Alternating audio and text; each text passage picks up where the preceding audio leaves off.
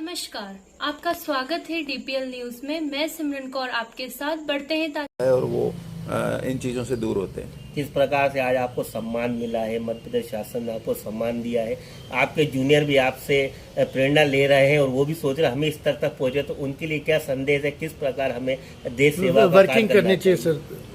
निश्चित तौर पे हम अपना काम अगर पूरी ईमानदारी के साथ करें, जो हमें निर्देश दिए गए हैं, जो हमें अधिकार हैं, जो हमारे कर्तव्य हैं, अगर हम उनका पालन सही तरीके से करें तो हम जनता को निश्चित तौर पे एक अच्छा प्रशासन दे सकते हैं, उनके साथ न्याय कर सकते हैं।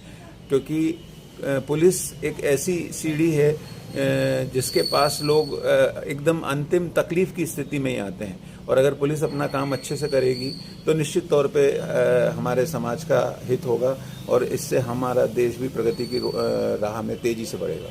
ठीक सर, धन्यवाद। सर जोशी जी, जो स्वतंत्रता दिवस पे आपको सराहना का पुरस्कार दिया गया है, कैसा आप अपने आप को?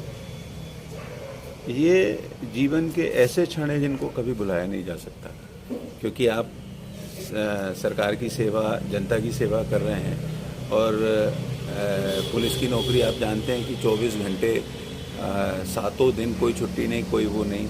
और अगर ऐसी स्थिति में आप जब काम करते हैं और इन विषम परिस्थितियों में काम करने के बाद और जब आपको इस तरह का सम्मान मिलता है तो आपके काम करने का हौसला और बढ़ता है कि और अच्छा करें और नया करें कुछ।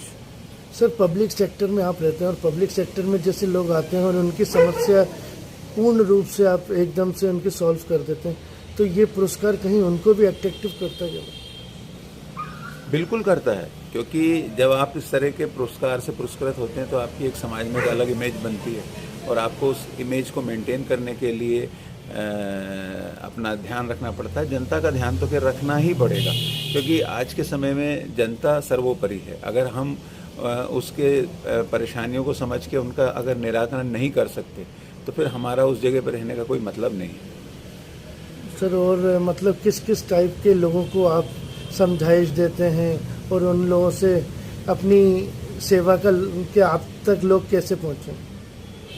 उसको हम लोग कई तरीके से, जैसे अब जो थाने में जब वर्किंग रहती है तो थाने में तो हम लोग समझाइश देते ही हैं, परिवार परामर्श केंद्र या और तरीकों से, सुरक्षा समिति, रक्षा समिति, इस तरह की समितियों में वो करके, या कैंप लगाकर। जब मैं यहाँ डीएसपी अजाक 2 था तो हर महीने में कम से कम एक कैंप हम जरूर आसपास लगाते थे, लोगों को कानून की समझ देते थे, सही काम करने, सही रिपोर्ट करने के लिए प्रेरित करते थे।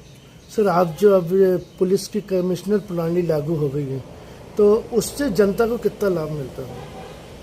उससे जनता को बिल्कुल सीधा लाभ इसलिए मिलता है क्योंकि पुलिस की कई चीज़ें जो हमको कहीं और जाके और वो बोलना पड़ता था, अब हम पुलिस खुद उसका हल करने लगी है। कि जैसे 151 में जो अरेस्ट की पावर है, तो पुलिस को ज़्यादा पता है कि इस आदमी को जेल जाना चाहिए नहीं जाना चाहिए, तो वो निर्णय सही होता है और जनता को न्याय सही तरीके से मिल पाता है। इस समय सर कानून व्यवस्था को लेकर यदि बात करी जाए तो कानून पर लोगों का विश्वास तो बढ़ता जा रहा है, जिस प्रकार से क्राइम रेट कम हो रहे हैं, क्या कारण है मध्य प्रदेश सरकार का इसके ऊपर? निश्चित तौर पे पुलिस विभाग बहुत अच्छा काम कर रहा है, और जो हमारे वर्तमान सरकार है उनके मार्गदर्शन में पूरी पुलिस लगी हुई है, लगातार अच्छा काम करने का प्रयास कर रहे हैं।